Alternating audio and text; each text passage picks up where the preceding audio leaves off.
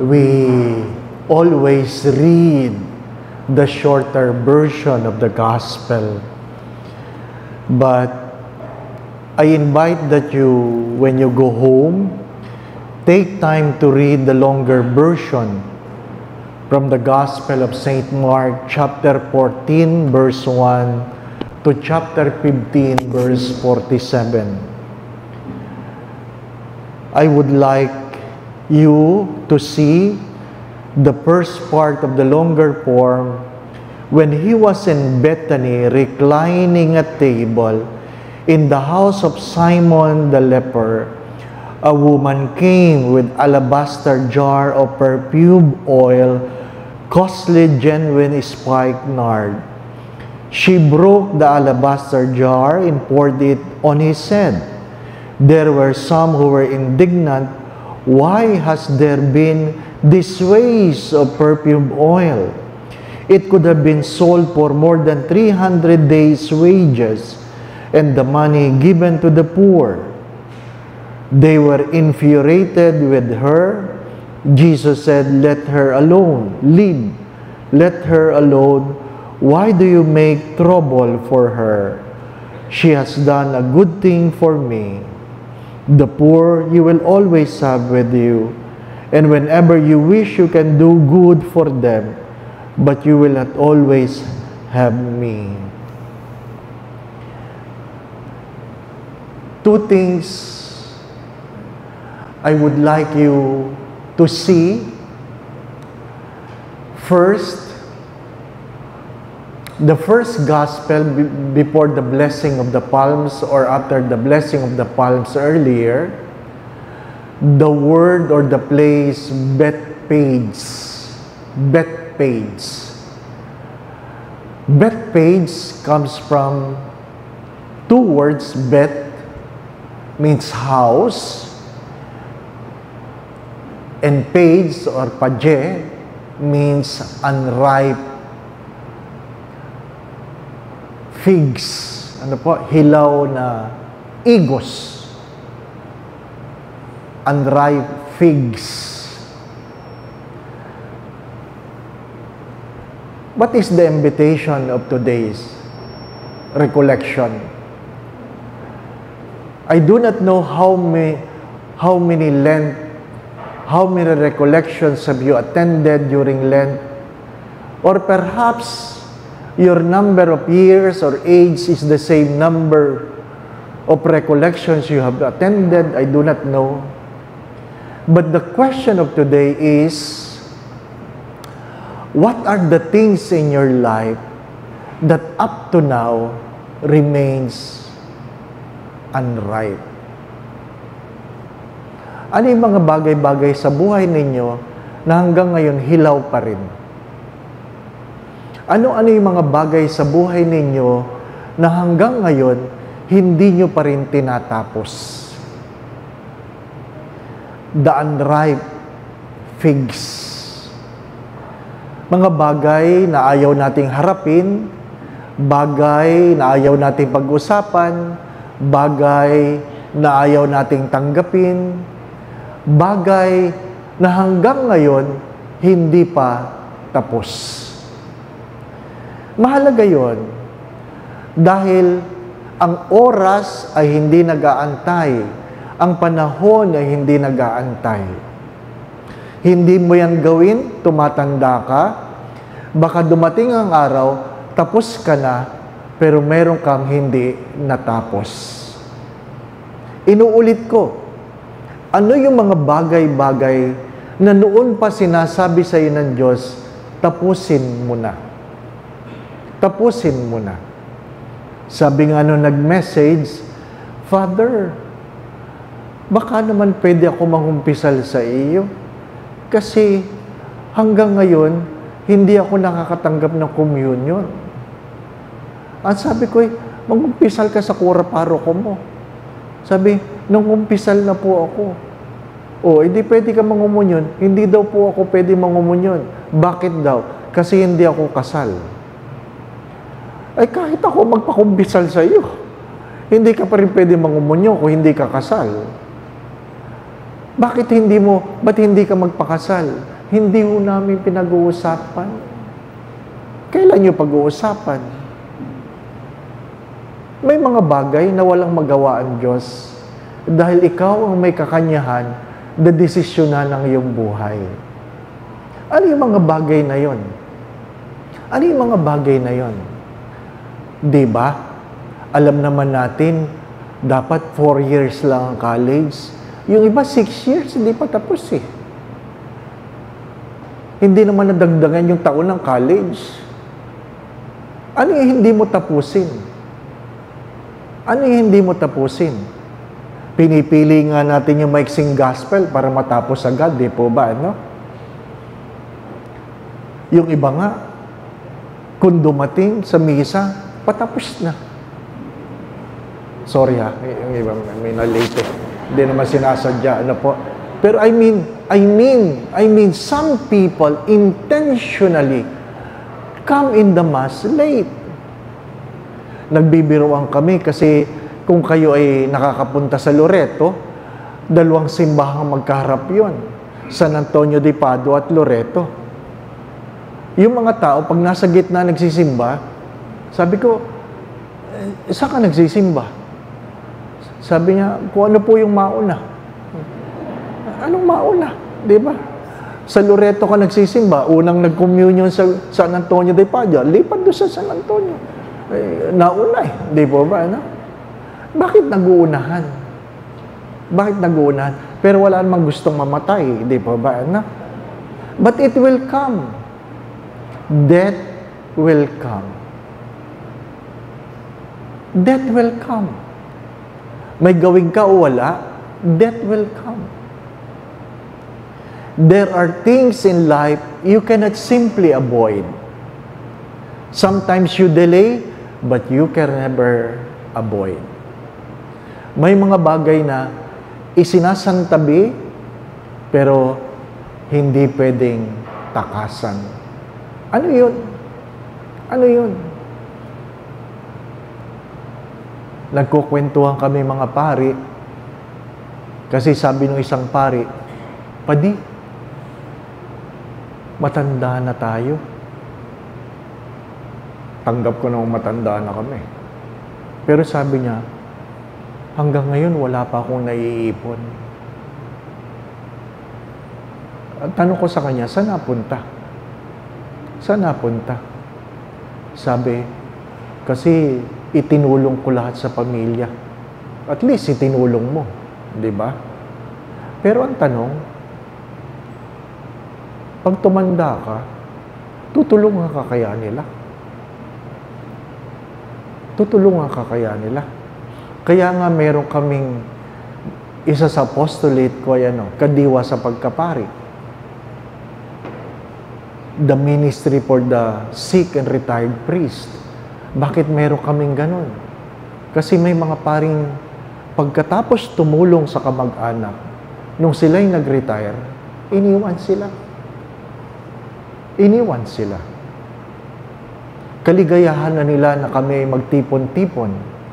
Magtipon-tipon sila 4 times a year. Na nung una, you are so independent, now you are retired, talagang literally, some of them becomes beggar. Literally. My dear friends, my brothers and sisters, I have been telling my brother priest every time I gave a recollection on them that you can never point your fingers on others. Sadyang darating ang araw na nasisingiling ka ng iyong kapabayaan. Please listen. Darating ang araw na sisingiling ka ng iyong kapabayaan. Nagpabaya ka, kinain mo lahat. Talagang darating ang araw, sisingiling ka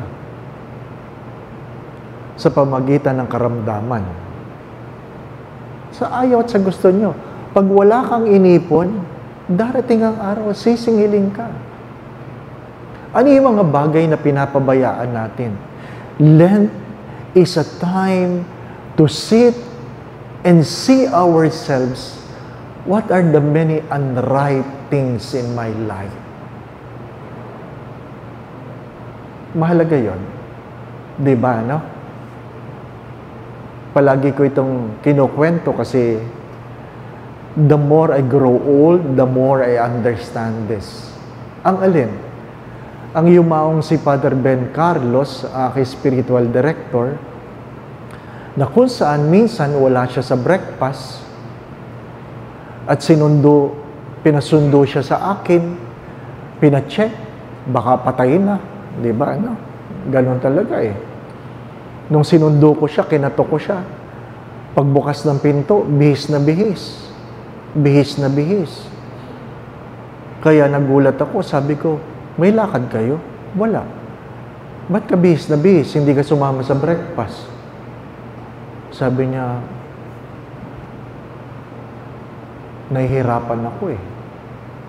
Nahihirapan ano? Nahihirapan ako huminga. Ay, ba't kayo bihis na bihis? Gusto niyo magpadala sa hospital? Hindi. Kailan pa kayo bihis? Kagabi. Ba't kayo nagbihis? Sabi niya, akala ko, yun na eh. Feeling niya, mamamatay na siya kagabi. Di ba, ano? Gusto ko siyang pagtawanan, pero, oo nga naman, no? Bakit kayo nagbihis? Para handa na. Para pag nakita ka, uy, bihis. Ay, patay. Di ba, no? At least bihis, di ba, no? Hindi gula-gula nitang damit.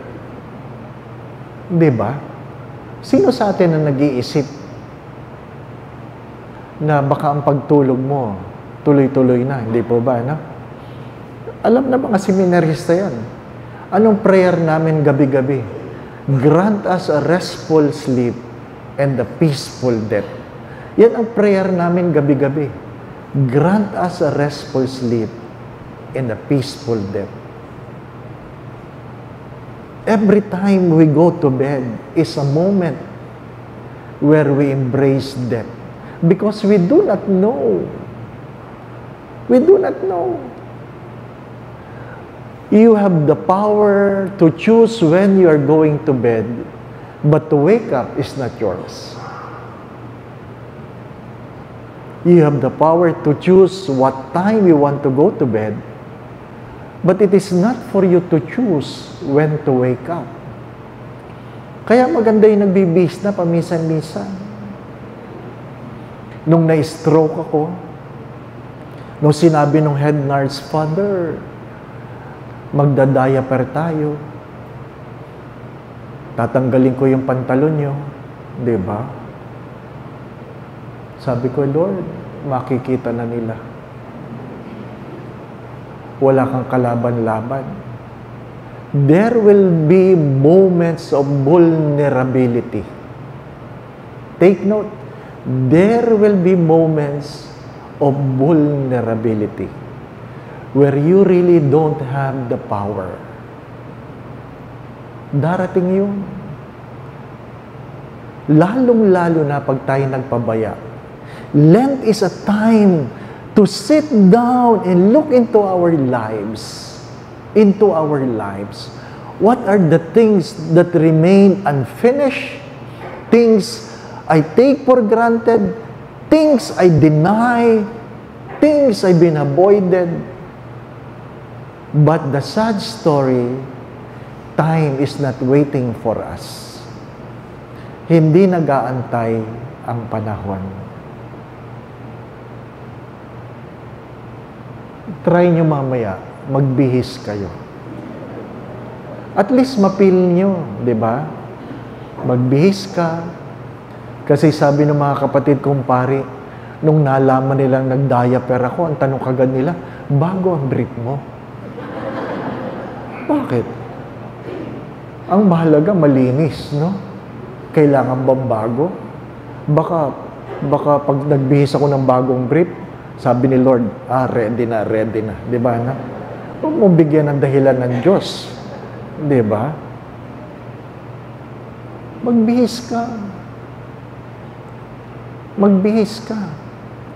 Tapos, kausapin mo ang asawa mo, kahit magkaaway kayo. Ngitian mo, halikan mo, at sabihin mo, I'm sorry. If there are things I have done that hurt you, I want you to know that I'm sorry. Ganun. Sabihin mo sa asawa mo. Forgive me if I hurt you. Remember that in spite of the pain, in spite of the wrong, I love you so much. And you kiss your husband or your spouse tenderly, that it will really make him or her feel that you are going to miss him or her.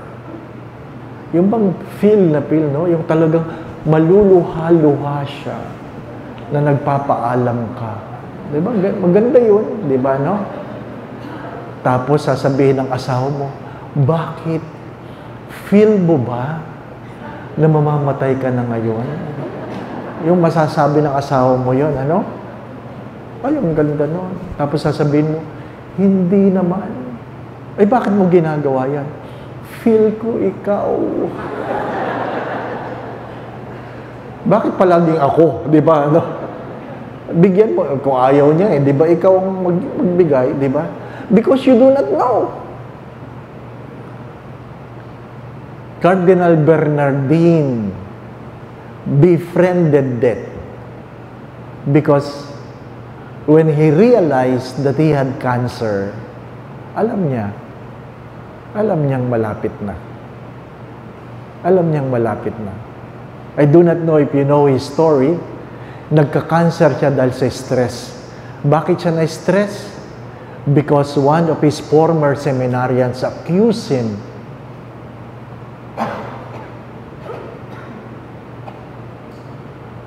of what?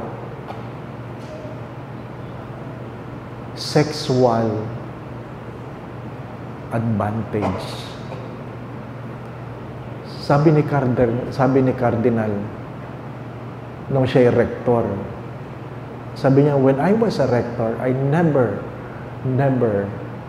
done and cannot imagine doing such a thing. Na-stress siya.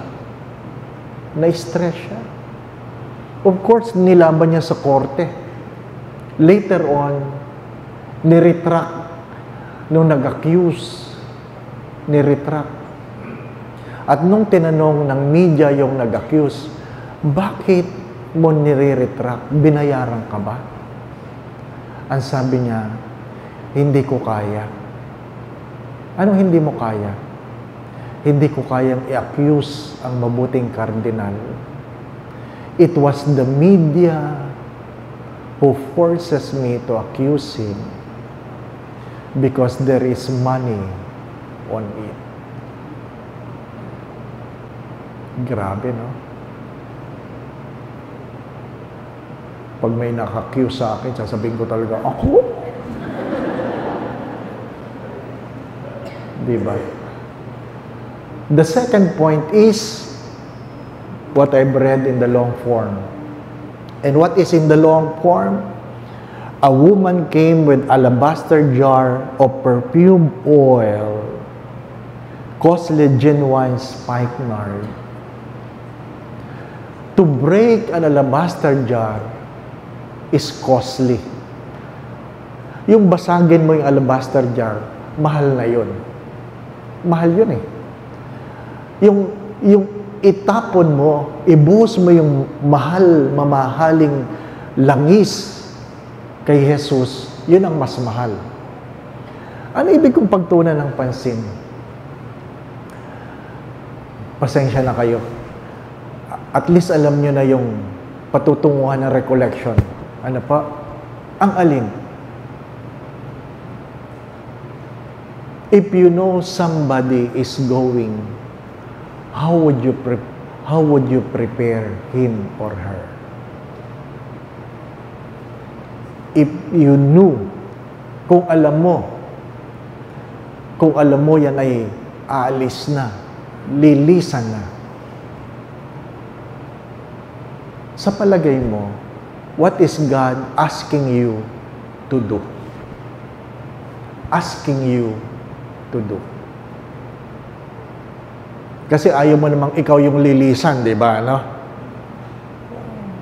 Pero kung ikaw ang lilisan, anong sasabihin mo sa kanila? Di ba? Merong matanda sa parokya dati, sabi niya sa kanyang mga kamag-anak, pag ako'y namatay, gusto ko ang damit ko sa burol ay pang caramel, yung brown. Diba? Naghingalo ang matanda at sinukatan na ng damit, in-anoint. Ang problema, hindi namatay. Sabi ng mga kamag-anak, Father, di pa namamatay si Lola. Parang gustong-gusto na lang namatay. Bakit kayo nag-aalala? Kasi pinagawa na namin yung damit. Mas mahalaga yung damit kaysa sa lola nila, no? Diba? Ano nga kaya? Ano nga kayang ibibilin mo kung ikaw ay aalis na? Ikalawa, anong gagawin mo sa mga taong alam mong paalis na? Hello? Parang malungkot kayo. Pero yun ang ating tema ng recollection ngayon. Kakaiba. Kaya nga kakaiba yung title eh. Kakaiba ang title. Because I want you to confront yourselves. Hindi na kayo bata. Hindi na kayo bata. Tanggap nyo bang tumatanda kayo? At least tanggap nyo, ano? Pero hindi assurance na ikaw ay bata, hindi ka pa mamamatay. Diba? Huwag naman. Sabi ng isa, huwag naman. Kita ko dito. Huwag naman. Ganun talaga eh. 2 days ago, our cousin passed away. Ano sabi ng mga kapatid ko? Favorite ni Papa yan. Favorite ni Insi yan. Patay na. Ano sabi nila sa aming group chat? At least, marami na sasalubong sa kanya. Marami na sasalubong ka sa kanya. Di ba, no? Na-imagine nyo ba yun? Pag kayo namatay, sino kaya ang sasalubong? Hello? Pag kayo namatay, sino kaya ang sasalubong? Pag sinabi mo, salubungin mo ako ha, sinasabi mo doon sa nagsasalubong sa'yo, una siyang mamamatay. Di ba na? Di ba? Ganun yun eh. Sasabihin mo sa mister mo, darling, salubungin mo ako ha. Ibig sabihin yun, una siyang mamamatay. No? Ganun yun. Sinisi ko nung misis yung kanyang asawa. Diba? 2 things I would like you to think about as part of our Lenten recollection. Ano yung hindi mo hinaharap, kaya hanggang ngayon hindi pa tapos? Ikalawa, anong klaseng pamamaalam ang iyong ginagawa o anong klaseng pabaon ang iyong ginagawa? My dear friends, my brothers and sisters, please remember this. Lent is not about the death, but the resurrection. Hello? We usually focus on the suffering and death of Christ. We forget the main message. And what is that? The resurrection. Focus on the resurrection.